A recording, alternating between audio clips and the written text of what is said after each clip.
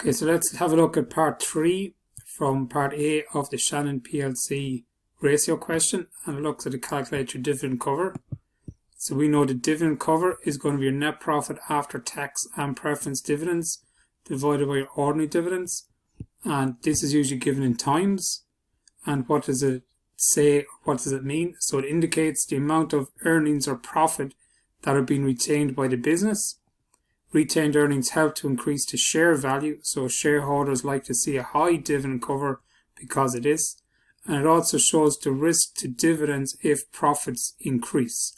So when you get your figure, if it's 2 or 3 or 4 times, that means that's how many times that they're able to cover the dividend in a company.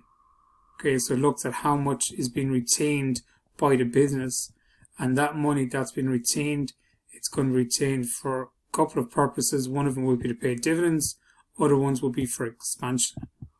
So if you look at our dividend cover for part 3, so the ratio that we need to know for dividend cover is your net profit minus preference dividends. So your net profit is going to be given to you in the question.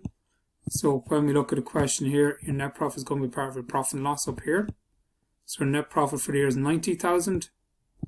We're going to take away our preference dividends. Now remember, we would have calculated our preference dividends as part of the dividend yield.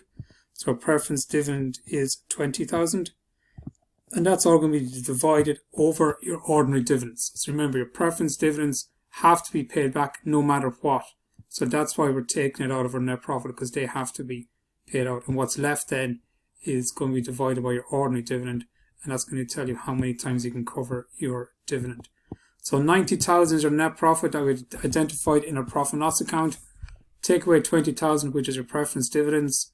Ordinary dividends then is also part of our previous adjustment. So we will calculate that to be 35,000.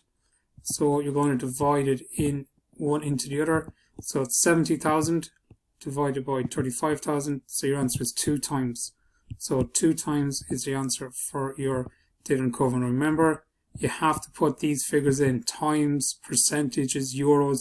There's marks going for them in the question. So that's how to answer part 3 for Shannon PLC as part of the ratio question.